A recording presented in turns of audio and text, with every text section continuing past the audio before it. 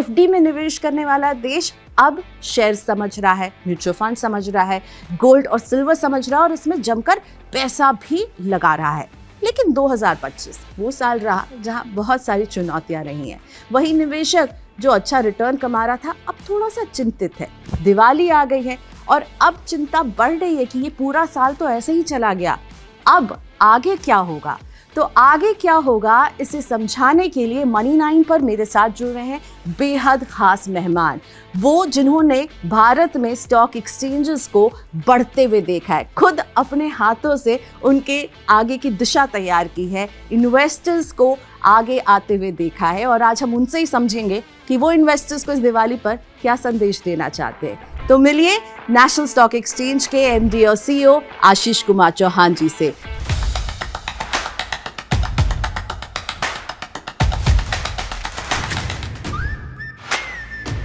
Sir welcome to money 9। Thank you, आपने वक्त निकाला मनी 9 के लिए। धन्यवाद। आपके सभी दर्शकों को दिवाली की हार्दिक शुभेच्छाएं और जो विक्रम संवत को फॉलो करते हैं सभी को नए साल की हार्दिक शुभेच्छा कि अगला साल भी प्रभु कृपा से बहुत अच्छा बीते। सर मैंने बात की समृद्धि की, और जब हम भारत की समृद्धि की कहानी देख रहे हैं तो उसमें हम शेयर बाज़ारों को अलग नहीं कर सकते। शेयर बाज़ारों का बहुत अहम रोल रहा है फाइनेंशियलाइजेशन करने में। आप इन दोनों को कैसे समझाना चाहेंगे लोगों को, और आप इन दोनों के बीच में कनेक्शन देखते हैं?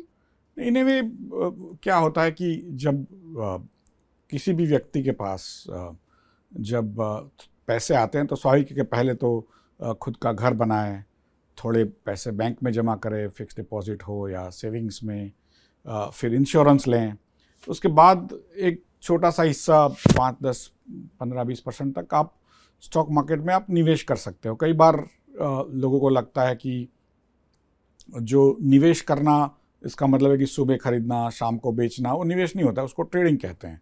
लेकिन क्योंकि हमें पता नहीं है और आसान हो गया है आजकल मोबाइल के ज़रिए ट्रेडिंग करना भी, तो लोगों को एक उत्सुकता भी रहती है, भाव बढ़ गया, भाव घट गया, कोई टिप्स आती है, कोई फ़ोन पे बता देता है, व्हाट्सएप आते हैं, टीवी टेलीविज़न पे देखते रहते हैं, कहीं ना कहीं सोशल मीडिया पे रखते हैं। तो और दूसरों को एक पैसे बनाते हुए देख के हमें भी एक पैसा बनाने की होड़ में हम चले जाते हैं। हकीकत यही है कि हमारे खुद के व्यापार है, हमारे खुद की नौकरियां हैं, वो चलती रहे, थोड़ा सा पैसा हम जो बचाते हैं जीवन निर्वाह खर्च करके, तो उसको हम ऐसी जगह पे लगाए जहाँ से थोड़ा सा हमको और ब्याज मिले और कुछ बेहतरी हो, जिससे आगे परिवार का जो समृद्धि बढ़े उस और अपने जो रिटायरमेंट है उसके लिए भी थोड़ा पैसा हम जमा कर सकें। तो उसको ये जो ट्रेडिंग में कई लोग बैठ जाते हैं, कई महिला को भी मैंने देखा है टीवी को देख करके, उनको लग रहा है कि हम एक्सपर्ट हो गए। आप एक्सपर्ट नहीं हो और आप स्वाभाविक है कि आप पढ़ाई भी करते हो, अध्ययन करते हो, स्टॉक मार्केट के बारे में सोचते हो, लेकिन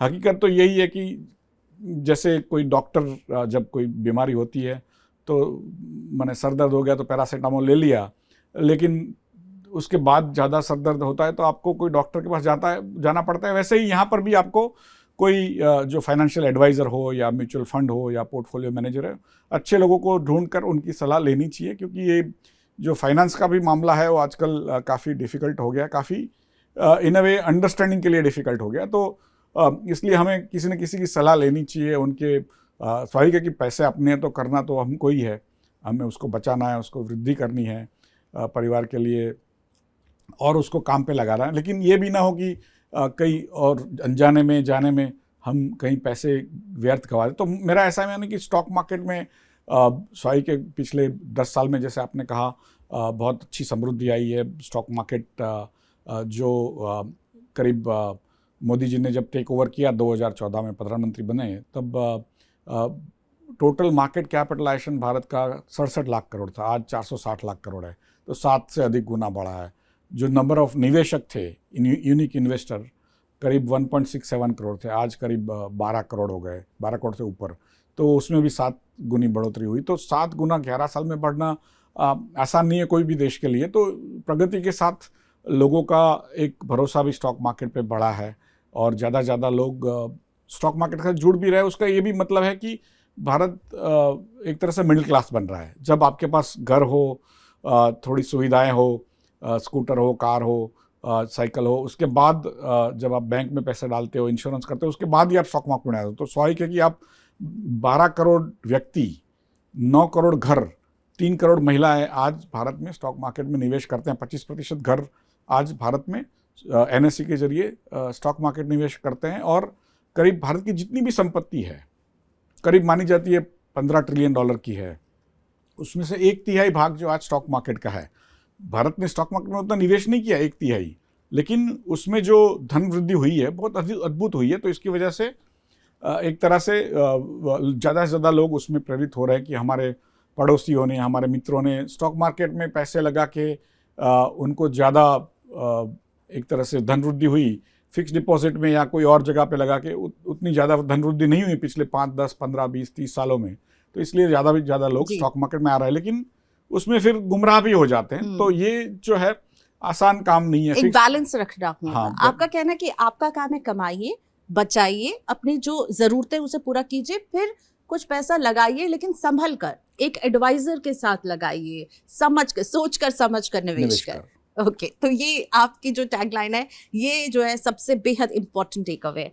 सर, आप ही का मैं डेटा कुछ पढ़ रही थी जिससे आपने अभी बताया, 32 साल जो है वो मीडियन एज है इन्वेस्टर्स की, और 30 साल से कम उम्र के 40% निवेशक हैं। तो यंग इंडिया जो आ रहा है मार्केट में, वो आज जितनी तेजी से रहा है ना, घबरा भी उतनी तेजी से जा रहा है, क्योंकि हमने लगातार कोविड के बाद एक ड्रीम रन देखा मार्केट्स में। उसके बाद 2025 लगाडियर हम कह सकते हैं, ज्यादा कुछ हुआ नहीं, कुछ बहुत भयंकर बुरा भी नहीं हुआ और कुछ बहुत अच्छा भी नहीं हुआ। हम बड़े ग्रे जोन में रहे हैं और थोड़े नर्वस हैं इन्वेस्टर्स। उनको क्या कहना चाहिए? यही कि स्टॉक मार्केट में उतार चढ़ाव होंगे।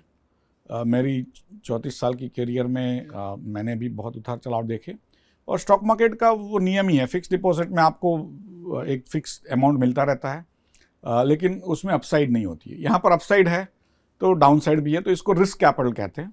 और पिछले 5 साल में खास करके जो इंडेक्स भी बढ़ा है, लोगों की धन वृद्धि भी है, वो अनेक गुनी हुई है। माने जो पॉसिबल नहीं था, संभव नहीं था, पहले हमें भी नहीं लगता था ऐसा हो पाएगा, लेकिन जो विकास हुआ बहुत तेजी से हुआ। और उसके साथ पेंडुलम की तरह जो प्राइस अर्निंग्स वगैरह हुए, तो वो भी भारत के स्टॉक मार्केट के थोड़े ज़्यादा चले गए।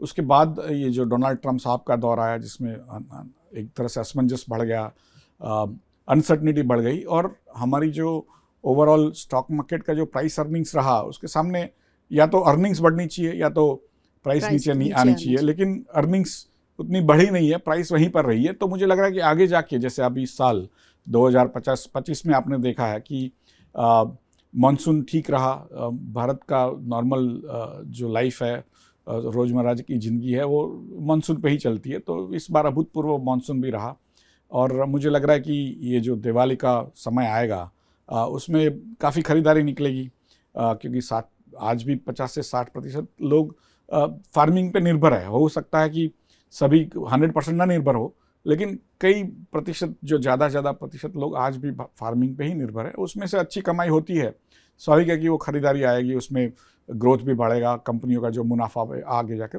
बढ़ सकता है। लेकिन हर कंपनी का जो एक ग्रोथ स्ट्रक्चर होता है, एक इंडस्ट्री का स्ट्रक्चर होता है, एक कंट्री का होता है, और एक वर्ल्ड की इकोनॉमी का होता है, उसको सबको साथ में जोड़कर देखना चाहिए। आजकल जियोपॉलिटिक्स के जो आयाम भी बदल रहे हैं, जो पुराने समीकरण थे विश्व में, जो सेटल्ड थे, आज अनसेटल हो रहे हैं, और कई युद्ध भी चल रहे हैं, कई युद्ध विराम की भी बात चल रही है। तो मुझे लग रहा है कि ओवरऑल पिछला जो साल रहा वो एक असमंजस का रहा, और अब धीरे धीरे करके आज ही डोनाल्ड ट्रंप साहब इजराइल जा रहे हैं, वो जो गाज़ा विराम हुआ है उसको तय करने के लिए, और उसका एक तरह से अनाउंसमेंट करने के लिए। तो मुझे लग रहा है कि अब धीरे धीरे करके आपको एक जो वाजपेयी जी ने कहा था कि काले बादल छटेंगे, है ना, तो वो जो है सूरज की किरणें दिखेगी। तो मुझे लग रहा है अब अगला साल जो है भारत के लिए, इकोनॉमी के लिए काफ़ी अच्छा रहेगा। स्वाभाविक है कि मार्केट में हर कंपनी का अपना एक फ्रेमवर्क रहेगा, तो आपको सोच समझ के जी। तो असमंजस वाला साल तो रहा है, अब हम इससे आगे निकल रहे हैं, और जैसा सर ने कहा कि हर साल एक जैसा नहीं होगा। हम बहुत अच्छा भी देखेंगे तो कुछ ऐसे उथल पुथल वाले साल भी देखेंगे। लेकिन अगर मैं बात करूं डीमैट अकाउंट्स की जो खुले हैं, जो तेजी से खुले हैं, अभी आई थिंक जो लेटेस्ट आंकड़ा मेरे पास है कि 20 करोड़ प्लस डीमैट अकाउंट हो चुके हैं हमारे देश में। आगे 5 साल में आप क्या देख रहे हैं सर, ये 20 करोड़ को हम और कहाँ जाते हुए देखेंगे? क्योंकि पहले जो गैप होता था 1 करोड़ पहुंचने में बहुत लंबा जाता था, 5 साल 7 साल, लेकिन अब वो गैप धीरे धीरे कम हो रहा है। तो इन नेक्स्ट 5 इयर्स आप क्या देख रहे हैं डीमैट अकाउंट्स की संख्या? नहीं, अगेन जो कई बार हम जो संख्या लेते हैं वो डुप्लीकेट वाली संख्या लेते हैं, क्योंकि 2 डिपॉजिटरीज हैं और एक ही व्यक्ति के 3 बैंक अकाउंट भी हो सकते हैं, 4 सिम कार्ड भी हो सकते हैं, वैसे ही 4 डिपॉजिटरी अकाउंट भी हो सकते हैं, डीमैट अकाउंट जिसको हम जानते हैं। डुप्लीकेशन होगा इसलिए यूनिक अकाउंट्स पे ज़्यादा ध्यान देना चाहिए और पत्रकारों को भी जो भी आंकड़े आते हैं उनको पूछने चाहिए उसमें यूनिक कितना है। कोई पूछता नहीं है, जैसे ही हम नंबर लेके अच्छे भी है, नंबर स्वाभाविक है कि बड़ी ग्रोथ हुई है, लेकिन जैसे मैंने आपको 12 करोड़ यूनिक इन्वेस्टर का नंबर दिया, वो एनएससी के अंदर ही 23.5 करोड़ अकाउंट्स हैं जिसमें 12 करोड़ यूनिक है, 3 करोड़ महिला हैं। तो अनलेस यू आस्क कि भाई कितने यूनिक इन्वेस्टर्स हैं, मेरे हिसाब से आज 13-14 करोड़ से ज़्यादा यूनिक इन्वेस्टर्स नहीं है, जिनकी किसी की 2 होगी, फैमिली में कुछ होंगे और एक व्यक्ति के भी 2-3 हो सकते हैं। एक ही व्यक्ति के, फैमिली में 5 भी हो, हर एक का अपना हो, अलग बात है। लेकिन एक ही व्यक्ति के भी 3-4 अकाउंट होते हैं, जैसे बैंक में होते हैं वैसे डीमैट में भी होते हैं। तो आपको भी वही पूछना है कि भाई अब 20 करोड़ हो गए लेकिन कितने यूनिक है। लेकिन स्वाभाविक है संख्या 5 गुना बढ़ी है, जैसे एनएससी के निवेशक की भी संख्या 5 गुना बढ़ी है पिछले 5 सालों में, तो स्वाभाविक है डिपॉजिटरी में भी बढ़ी है। लेकिन हकीकत तो यही है कि एट सम पॉइंट जो ग्रोथ बढ़ेगा तो ज़्यादा से ज़्यादा लोग स्टॉक मार्केट के, जैसे जैसे मिडिल क्लास की संख्या बढ़ेगी वैसे लोग स्टॉक मार्केट में निवेश करने के लिए ज़्यादा उत्सुक होंगे। तो यूनिक अकाउंट्स जो हैं वो भी आप बढ़ते हुए देख रहे हैं, उनकी तादाद 100%। और वो आज वैसे देखा जाए तो 12 करोड़ जो निवेशक एनएससी के साथ हैं यूनिक, उसकी संख्या ले तो विश्व में इतने ज़्यादा देश नहीं है। मेरे हिसाब से 11 ही देश हैं जो जिनके टोटल जनसंख्या 12 करोड़ से अधिक है। तो एनएससी एक देश होता तो आज विश्व का 12वां सबसे बड़ा देश होता और नेचुरली धनवान होता, क्योंकि हमारे जो निवेशक है सभी धनवान हैं। तो उस हिसाब से और ज़्यादा से ज़्यादा, क्योंकि हमारे पास 144 करोड़ जनसंख्या है, उसमें से बच्चे निकाल देते हो तो भी करीब 80 करोड़ 90 करोड़ संख्या हो जाती है। तो आज हमने एक सरफेस को स्क्रैच किया एक तरह से। आगे अभी आसमान बहुत ऊंचा है। हाँ बहुत, और हमने बहुत लंबा सफ़र तय किया है, लेकिन और आगे जाना है। जी, आईपीओ का बाजार, जहां हमने 2025 में मार्केट्स को बहुत ही संकुचित दायरे में देखा, वहीं आईपीओ जो है भारत में जब आ रहे हैं, मेगा आईपीओस की भी चर्चा हो रही है। सिटी ग्रुप कह रहा है कि अगले साल 20 अरब डॉलर के आईपीओस भारतीय बाजार में आ रहे हैं। आप इसको कैसे देख रहे हैं? इन्वेस्टर्स को क्या बताना चाहेंगे? इन वे जब भी कोई भी देश ग्रो होता है, तेज गति से उसका विकास होता है, तो स्वाभाविक है कि जो वहाँ की जो कंपनियां हैं उनका भी ग्रोथ होगा। उसमें से जो देश में ज़्यादा फाइनेंशियलाइजेशन होता है वो देश में स्वाभाविक है कि आईपीओस ज़्यादा हैं अपने वहाँ। वैसे देखा जाए तो पर कैपिटा इनकम हमारी कम है दूसरे देशों के मुकाबले। हमारी पर कैपिटा इनकम करीब $3000 पर पर्सन है और अमेरिका की करीब $88,000 है। हमारे से करीब 26 से ज़्यादा अधिक, 26-27 से भी ज़्यादा अधिक गुना है। लेकिन हमारे वहाँ जो फाइनेंशियलाइजेशन पिछले सालों में हुआ है वो यूरोप और कई और देशों के मुकाबले हमारे वहाँ ज़्यादा निवेशकों ने अपने जो उद्योजक है उस पर भरोसा दिखाया है और उद्योजकों ने भी मेहनत करके जो इन्वेस्टर का भरोसा है उसको एक तरह से उस पर खरे उतरे हैं। तो स्वाभाविक है कि ज़्यादा से ज़्यादा इन्वेस्टर्स को भी उत्सुकता है कि नई कंपनियां आए और जो उद्योजक है उनको भी लग रहा है कि भाई हम अपने पैसे जुटाएं और वो पैसे एक तरह से विकास, खुद की कंपनी के विकास में खर्चा करें। तो इसलिए ज़्यादा से ज़्यादा आईपीओ आ रहे हैं। और पिछले साल हमने 2024 में करीब 269 आईपीओ किए, विश्व में सबसे ज़्यादा करीब $19.3 बिलियन आईपीओ के जरिए निकाला। और आप रीड्स, इनवीड्स और कॉमर्शियल पेपर, सीडीज, डिबेंचर्स वगैरह लेते तो करीब 18 लाख करोड़ हमने इन्वेस्टर्स के पास से लेकर के भारतीय उद्योजकों को दिया।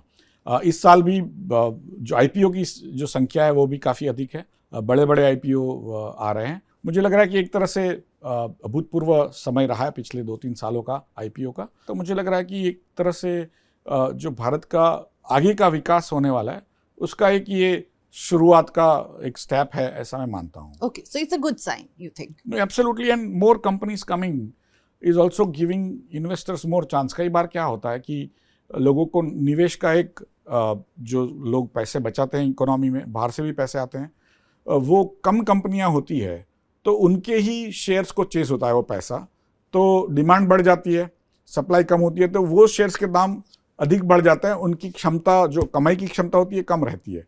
तो कहीं ना कई बार हम लोग जो, मैं तो निवेश भी नहीं करता हूँ हिसाब से, बिकॉज मुझे अलाउड नहीं है, खाली म्यूचुअल फंड में ही करता हूँ, हर एक कंपनी में नहीं कर सकता।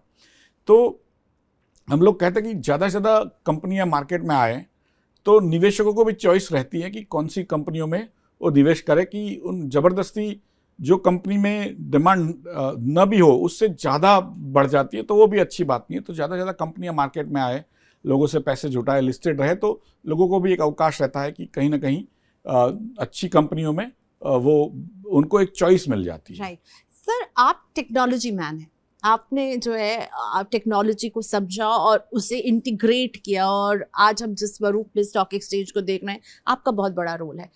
How could I not ask you, artificial intelligence, इसकी इतनी चर्चा हो रही है, क्या हम एनएसई में ऑलरेडी एआई का आप लोग इस्तेमाल कर रहे हैं क्या, और या करने वाले हैं क्या? आप इसको कैसे देख रहे हैं, और टेक्नोलॉजी और कैसे इसका आप विस्तार देख रहे हैं? 1992 से एनएससी भारत की सबसे महत्वपूर्ण संस्था रही आईटी को यूज़ करने के लिए, और लिटरली भारत का जो आईटी का प्रवास शुरू हुआ वो एनएससी के माध्यम से ही शुरू हुआ, और आपके माध्यम से मैं कहूँगी। धन्यवाद। और उस हिसाब से एनएससी ने जितनी भी टेक्नोलॉजीज आई उसको इस्तेमाल करने की कोशिश की, अच्छी रही तो और ज़्यादा इस्तेमाल किया। तो इसलिए आज भी भारत का जो दबदबा है स्टॉक मार्केट के वर्ल्ड में, कि कोई भी एक्सचेंज भारत माने एनएससी के सामने उनका जो ट्रांजैक्शन प्रोसेसिंग की स्पीड होती है या तो कैपेसिटी होती है, वो भारत में एनएससी की सबसे ज़्यादा है। आज अच्छे दिन में हमको 2000 करोड़ से अधिक ऑर्डर आते हैं 6 घंटे में। विश्व के जितने भी ऑर्डर्स होते हैं सभी स्टॉक एक्सचेंज को गिन के, न्यूयॉर्क, नास्डैक, जापान, लंदन, सबको मिला लो, उसके 50% ऑर्डर सिर्फ एनएससी पे आते हैं। और करीब दिन में 30 करोड़ ट्रेड होते हैं अच्छे दिन पे, तो वो भी 50% जितने भी वर्ल्ड में ट्रेड होते हैं उसके करीब 50% कई दिनों में एनएससी पे हो जाते हैं। तो ऐसी कोई संस्था नहीं है विश्व में कि जो स्टॉक मार्केट रिलेटेड हो, जो इतना बड़ा कारोबार करती हो in terms of number of orders, number of trade, जो क्योंकि वो टेक्नोलॉजी दर्शाते हैं। और आज जो हम रिस्पॉन्स टाइम आपको देते हैं 100 माइक्रोसेकंड में देते हैं, 1 सेकंड में 10 लाख माइक्रोसेकंड होते हैं। उसका मैंने सेकंड के 10 लाख माइक्रोसेकंड में हम आप रिस्पॉन्स टाइम हम कब देते हैं। अब थोड़े मार्केट्स में हम नैनो सेकंड में रिस्पॉन्स देते हैं, तो 1 सेकंड में 100 करोड़ नैनो सेकंड होते हैं। तो ये जो टेक्नोलॉजी का जो एक होड़ है उसमें एनएससी हरदम अग्रसर रहा है, और स्वाभाविक है कि एआई टेक्नोलॉजी का एक नया रूप बन के उभर के आ रहा है। और एआई का जो एनएससी कई जगहों पे यूज़ करती है, आज भी करती है, और उसका अच्छा परिणाम भी मिल रहा है। और कई जगहों पे आज उसको नहीं करना चाहिए, जैसे मैचिंग में हम लोग उसको आज यूज़ नहीं करते, कि उसको एआई को आज एक हेलुसिनेशन नाम की एक प्रक्रिया होती है, जो आप मांगते हो उसका कुछ और ही बना के फिक्टिशियस आपको दे देता है, तो वो हम उसको यूज़ नहीं कर सकते। उसको एक अच्छे नाविक की ज़रूरत होती है, उसको एक अच्छे कंट्रोलर की ज़रूरत होती है। तो इसलिए हम ऑटोमेटिक मैचिंग में उसको यूज़ नहीं करते हैं, बट कई और चीज़ों में हम उसको इस्तेमाल करते हैं। और जैसे जैसे वो आगे बढ़ेगी एआई की टेक्नोलॉजी, उसको हम जो एनएससी के हर पहलू में इस्तेमाल करेंगे। ऐसा आज प्रतीत हो रहा है कि जैसे इलेक्ट्रिसिटी आई तो उस समय पता नहीं था कि कहाँ कहाँ पर यूज़ कर पाएंगे। जैसे आप आज टीवी देख रहे हो वो भी इलेक्ट्रिसिटी के जरिए देख रहे हो, आप मोबाइल देखते हो वो भी, बात भी करते हो तो इलेक्ट्रिसिटी के जरिए देखते हो, लेकिन हमें पता नहीं होता कि इलेक्ट्रिसिटी वो काम कर रही है। वैसे ही एआई भी एक हॉरिजॉन्टल टेक्नोलॉजी, हर चीज़ में उसका इस्तेमाल होगा और करना भी चाहिए। जो नई टेक्नोलॉजी आई है भारत ने उसका बहुत बेहतरीन इस्तेमाल पिछले 30 सालों में किया, इसलिए तो इतना अच्छा ग्रोथ मिला है। भारत का जो दबदबा विश्व में बढ़ा है वो भी टेक्नोलॉजी के यूज़ के माध्यम से बढ़ा है। और जब एआई आएगा तो भारत उसका सबसे बेहतर यूज़ करेगा, और जो देश सबसे ज़्यादा कोई भी तकनीक को यूज़ करता है वही देश आगे आता है। जो देश उसको इन्वेंट करता है लेकिन यूज़ नहीं कर पाता है तो वो पीछे रह जाता है। तो मेरा ऐसा है कि हमने जैसे आविष्कार किया डेसिमल सिस्टम का, जो नंबर सिस्टम का, लेकिन हमने ज़्यादा यूज़ नहीं किया तो दूसरों ने यूज़ करके हम पर हावी हो गए। आज दूसरे भले कितने भी AI वो लोग बना सकते हैं, यूज़ करने वाले भारतीय होंगे तो स्वाभाविक है कि हम ही आगे बढ़ेंगे। लेकिन उनको क्या कहना चाहेंगे जिनको लग रहा है कि AI नौकरियां खा लेगा? क्रिटिक इसके जो आ रहे हैं, और एक AI बबल की बात हो रही है। नहीं, दोनों सही है। एक तरह से देखा जाए तो AI बबल की भी बात होती है कि जब शॉर्ट टाइम में जो प्रॉमिस होती है वो फुलफिल नहीं होती कोई भी टेक्नोलॉजी की, बट लॉन्ग टर्म में प्रॉमिस जो है उससे कई गुना अधिक फुलफिल होती है। लेकिन लोग जो खरीदार होते हैं वो नए घोड़े पे ज़्यादा दाम दे करके बहुत पैसे लगा लेते हैं, तो इसलिए एक बबल होता भी है। जैसे इंटरनेट के अंदर भी 2000 के साल में बड़ा बबल बना था, वो बाद में फूटा भी था। तो AI में भी संभावना है कि कई कंपनियां अच्छा नहीं कर पाएगी, लेकिन आज आपको पता नहीं है तो some of them will go down, तो आपको लगेगा कि ये बबल जो है फूट गया। लेकिन हकीकत तो ये है कि AI यहाँ पर लंबी अवधि तक रहेगा, माने नेचुरली उसके ऊपर और भी नई टेक्नोलॉजीज बनेगी। तो जो टेक्नोलॉजी का जो प्रॉमिस है वो अच्छे लंबे अवधि में वो जरूर फुलफिल होगा। कौन सी कंपनी कर पाती है, कौन सी कंपनियां नीचे जाती है, वो अलग बात हो जाती है। तो उसके अंदर माने कोई यू कैन नॉट प्रेडिक्ट कि कौन सी कंपनी आगे जाकर के सक्सेसफुल रहेगी, लेकिन टेक्नोलॉजी जरूर सक्सेसफुल रहेगी। और नौकरियों को लेकर जो और चिंता है? नौकरियों के लिए ये बात है कि जैसे आपने वो जब हम फावड़ा और कुल्हाड़ी लेकर के काम करते थे ज़मीन खोदने का, उसके बाद वो मैकेनिकल डिगर आए जिसको JCB कहते हैं, तो लोगों को लगा कि सबकी नौकरियां चली जाएगी। लेकिन जिसने JCB को चलाना सीखा, ऐसे लाखों लोगों की नई नौकरी आई, और जितनी नौकरियां कंस्ट्रक्शन में थी उससे 10 गुना बनी। जैसे मैं बैंक में शुरू में 91 में जब मैंने ज्वाइन किया तो हमारी बैंक में हड़ताल हो गई थी। हमारी बैंक ने कंप्यूटर्स खरीदे थे, तो ऑफिसर से लेके चेयरमैन तक हड़ताल पे उतर गए कि ये कंप्यूटर हमारी नौकरी खा जाएगा। जिन्होंने कंप्यूटर में नहीं नौकरी नहीं सीखा, स्वाभाविक है कि उनको इरेलेवेंट बन गए। लेकिन आज भारत में उस समय जो बैंकिंग 91 में जितने बैंकिंग सिस्टम में थे, उससे 100 गुना अधिक लोग बैंकिंग सिस्टम में काम करते हैं। सिर्फ भारत की बैंकों के लिए नहीं, इवन विदेश की बैंकों के लिए भी काम करीब 50-70% भारत में ही होता है, क्योंकि भारतीयों ने कंप्यूटर सीखा। तो मेरा यही रहता है कि जो भी नई टेक्नोलॉजी आती है उसको हम अंतर्गत नहीं करेंगे इंडिविजुअली और कलेक्टिवली सोसाइटी में, तो वो सोसाइटी पीछे रह जाती है। वैसे ही वो इंडिविजुअल भी पीछे रह जाएगा। लेकिन आप उसको ग्रहण करिए, अपने काम में उसको इस्तेमाल करिए, उसके बेस्ट यूजर बनिए, तो आपको आज जो पगार मिल रहा है उससे 10 गुना पगार बाद में मिल सकता है, जैसे मुझे मिला। सर, अब मैं छोटे इन्वेस्टर्स पर आपसे पूछना चाहूंगी। सेबी ने सख्ती की पिछले 1 साल में, आप लोगों ने भी अपने लेवल पर बहुत सारे चेंजेस किए, तो FNO को लेकर के जो जिस तरह से इन्वेस्टर्स आ रहे थे, क्या आपने देखा है सेबी की सख्ती के बाद आप लोगों ने भी जो कदम उठाए उसके बाद कुछ घटा है उनका पार्टिसिपेशन, या अभी भी रिटेल इन्वेस्टर FNO से उसी तरह प्रभावित हो रहे हैं? लग रहा है बस आज डालो पैसा और कल जो है आप डबल ट्रिपल कमा रहे होंगे। मेरा यही मानना है पहले से कि जो डेरिवेटिव्स अच्छी चीज़ है, लेकिन उसको जो ट्रेंड लोग हैं उसी को यूज़ करना चाहिए, नहीं कि हर एक व्यक्ति उसको यूज़ करे। जैसे हम आज कोई व्यक्ति को कार चलानी है तो उसको पहले हम ट्रेनिंग देते हैं, उसको लाइसेंस की एक अभ्यास करवाते हैं, उसका फिर टेस्टिंग करते हैं, उसको फिर लाइसेंस देते हैं, उसके बाद वो चला सकता है। तो वैसे ही अदरवाइज वो खुद को भी नुकसान में डालेगा, मैंने खुद के ऊपर भी एक्सीडेंट कर देगा, दूसरों को भी करेगा। तो वैसे ही डेरिवेटिव्स की बात है कि डेरिवेटिव्स अच्छी चीज़ है, लेकिन उसको इस्तेमाल करने के लिए सभी सक्षम नहीं है, सभी ट्रेंड नहीं है, और आपके पास ट्रेनिंग नहीं है तो ऐसे जो रिस्की इंस्ट्रूमेंट्स होते हैं उसको हमें उसमें ट्रेड नहीं करना चाहिए। दूसरा है कि जब रिटेल इन्वेस्टर हम कहते हैं तो रिटेल इन्वेस्टर डेरिवेटिव्स में कतई नहीं आएगा, क्योंकि उसको इन्वेस्टर नहीं कहेंगे, उसको ट्रेडर कहेंगे। जो रिटेल ट्रेडर है वो इन्वेस्टर नहीं है। इन्वेस्टर तो लंबी अवधि के लिए इन्वेस्ट करता है, लेकिन हम रिटेल इन्वेस्टर के नाम पे जो ट्रेडर है उनको भी इन्वेस्टर कह के क्योंकि इन्वेस्टर को हमें बचाना है, उनको हमें सहारा देना है, जबकि ट्रेडर को पता है कि वो पैसा गंवा भी सकता है। तो इसलिए मेरे हिसाब से जो सेबी ने जो कदम उठाया पिछले 1-2 सालों में वो अच्छे हैं। रिटेल निवेशक को डेरिवेटिव्स में ट्रेडिंग नहीं करना चाहिए, और उससे number of people trading in derivatives कम हुए। पहले करीब जो पीक में थे 40-45 लाख लोग महीने में ट्रेड करते थे, आज 20-22 लाख ट्रेड हो गए, तो करीब 50% संख्या जो कम हुई है। लेकिन और भी जो मिनिमम फ्रेमवर्क होना चाहिए कि कौन इस मार्केट में डेरिवेटिव्स में ट्रेड कर सकता है, उनका नेटवर्थ क्या होना चाहिए, उनकी जो टैक्स कैपेसिटी क्या होनी चाहिए, जिससे पता चले कि वो पर्सन कैपेबल है कि नहीं, उससे जो लॉस हो सकता है उसको हैंडल करने के लिए, और उसकी ट्रेनिंग मिनिमम हुई है कि नहीं, वो जो रिस्क को समझते हैं कि नहीं वो डेरिवेटिव्स के, तो उन्हीं लोगों को हमें डेरिवेटिव्स में ट्रेडिंग करने की अनुमति देनी चाहिए।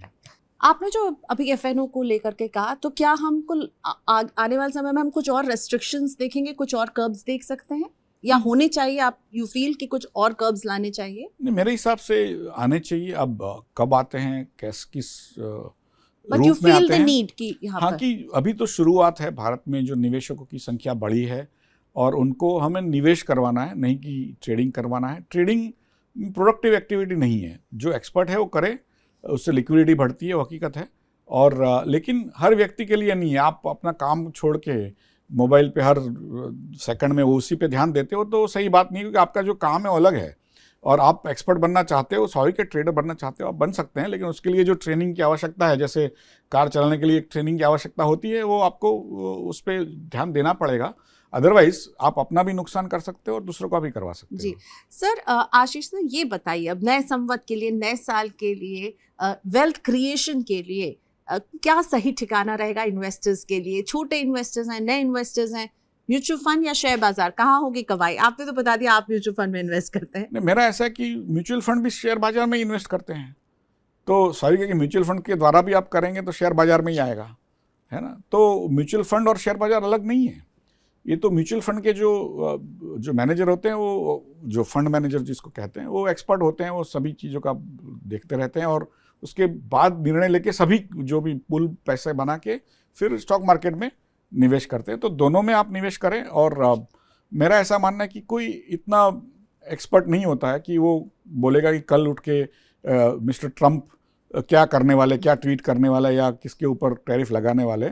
तो वैसे ही कल क्या होने वाला है किसी को पता नहीं है, इसलिए वो जो रिस्क मैनेज करके चलना चाहिए। थोड़ा सा पैसा स्टॉक मार्केट में लगाना चाहिए, थोड़ा पैसा म्यूचुअल फंड में लगाना चाहिए, थोड़ा पैसा फिक्स डिपॉजिट में भी लगाना चाहिए, थोड़ा इंश्योरेंस में भी लगाना चाहिए, और घर के बने रियल एस्टेट में भी लगाना चाहिए, गोल्ड वगैरह में भी लगाना चाहिए। तो मुझे लग रहा है कि एक डाइवर्सिफाइड पोर्टफोलियो हो सकता है कि आपको रिटर्न्स अच्छे समय में कम मिले, लेकिन ख़राब समय में आपको डाइवर्सिफाइड पोर्टफोलियो रहेगा तो जो एक साथ जो वैल्यू ध्वस्त हो जाती है तो वो आपके साथ नहीं होगा। तो मेरे हिसाब से डाइवर्सिफाइड फ्रेमवर्क में रहना चाहिए। अलग अलग एसेट चुनिए, don't park all your thing in one basket और in one all eggs in one basket. So sir, जैसे आप कह रहे हो कि एक एसेट पे फिदा हो जाते हैं, अभी एक एसेट जिस पे सब फिदा है, गोल्ड और सिल्वर। नहीं, स्वाभाविक है कि उसका दाम बढ़ा है, और एक तरह से वर्ल्ड में एक जो करेंसीज के ऊपर एक संदेह पैदा हुआ है, जो अमेरिका कर रहा है या क्रिप्टो करेंसी के माध्यम से भी चीज़ चल रही है। सभी देशों का जो डेट, गवर्नमेंट डेट बढ़ा हुआ है, तो लोगों को एक संदेह है कि इन्फ्लेशन बढ़ेगा। तो gold has been evergreen asset की पिछले 5-10 हज़ार सालों से गोल्ड जो है चल रहा है। तो इसलिए कई सेंट्रल बैंक भी डॉलर के मुकाबले आज गोल्ड खरीद रही है, इसलिए एक 50% से अधिक पिछले एक साल में उसका रिटर्न्स आया गोल्ड सिल्वर का। तो और मेरा ऐसा मानना है कि जो रिटेल निवेशक होते हैं या रिटेल की जो पब्लिक रहती है, वो पिछला रिटर्न्स को देखकर वो डिसाइड करते हैं कि आगे ऐसा ही रिटर्न आएगा। ज़रूरी नहीं है, past is not a good guide to the future, लेकिन हमारा ऐसा मानना रहता है कि अभी एक साल में 50% यहाँ पे रिटर्न आया तो अभी मैं लगाऊंगा तो अगले एक साल में 50% आएगा। ज़रूरी नहीं है, लेकिन हकीकत तो यही है कि रिटर्न्स तो आया है गोल्ड में और लोग निवेश भी कर रहे हैं उसमें। और भारत में तो हज़ारों साल से हम गोल्ड में निवेश करते हैं। कई लोग कहते हैं कि भारत में जितना गोल्ड है उतने वर्ल्ड में कहीं नहीं है। सबका मिला लो, उसके सामने भारत की महिलाओं के पास ज़्यादा गोल्ड होगा, वो भी मुझे लग रहा हकीकत है। लेकिन हो कि आगे जाकर उतना रिटर्न्स ना भी हो, तो थोड़ा सभी जगह पे हम थोड़ा थोड़ा निवेश करते हैं तो बेहतर रहेगा। ओके सर, अब क्योंकि दिवाली है तो मैं आपसे कुछ खास दिवाली के लिए एक छोटा सा Q&A, जिसमें आपसे मैं ज़्यादा लंबा समय आपका नहीं लूँगी। तो दिवाली हम भारतीयों के लिए बहुत स्पेशल त्यौहार है। आपके लिए दिवाली का क्या मतलब होता है? देखिए, दिवाली वाले दिन आपका 1-1.5 घंटा तो यहाँ बीतता होगा आपके दफ्तर में मुहूर्त ट्रेडिंग में। उसके बाद जब आप घर जाते हैं तो आपके लिए मिठाई, दिए, पटाखे, क्या चीज़ है जो दिवाली आपके लिए होती है? दिवाली जब बचपन से सभी बच्चों के मन में दिवाली का एक अलग महत्व है। खास करके आप गुजरात से आते हो तो हमारा जो दिवाली का पर्व है वो करीब नवरात्र से शुरू हो जाता है और दिवाली के दिन के 10, 12, 15 दिन जब तक देव दिवाली नहीं होती तब तक चला रहता है। उस स्कूलों में भी छुट्टी हो जाती है और सब मज़े करते हैं, माने मिठाइयाँ खाते हैं और वो फटाके जलाते हैं। वो सब सभी के एक तरह से हमारा जो अपब्रिंगिंग है उसी में एक घुला हुआ मिला हुआ त्यौहार है और लगता था कि ये जो त्यौहार है वो भगवान राम की अयोध्या आने की खुशी में मनाया जाता है। बट जब बड़े हुए, जब स्टॉक मार्केट में आया तो पता चला कि जब लक्ष्मी जी का अवतरण भी दिवाली के दिन ही हुआ था, क्योंकि जब वो देवदानों के बीच में जब युद्ध हुआ और वो समुद्र मंथन हुआ उसमें जो लक्ष्मी जी का अवतरण हुआ वो भी दिवाली के दिन हुआ था। तो दिवाली का एक अलग महत्व, जो धन जिसको करते हैं, और सबसे बड़ी पूजा महालक्ष्मी की दिवाली के दिन होती है और अमावस्या है लेकिन फिर भी शुभ माना जाता है। नॉर्मली अमावस्या को शुभ नहीं मानते, लेकिन ये अमावस्या ऐसी है कि जिसको शुभ माने जाते हैं। गुजरात से आते हो तो नया साल जो है आपका विक्रम संवत, वो भी उसके दिवाली लास्ट दिन होता है।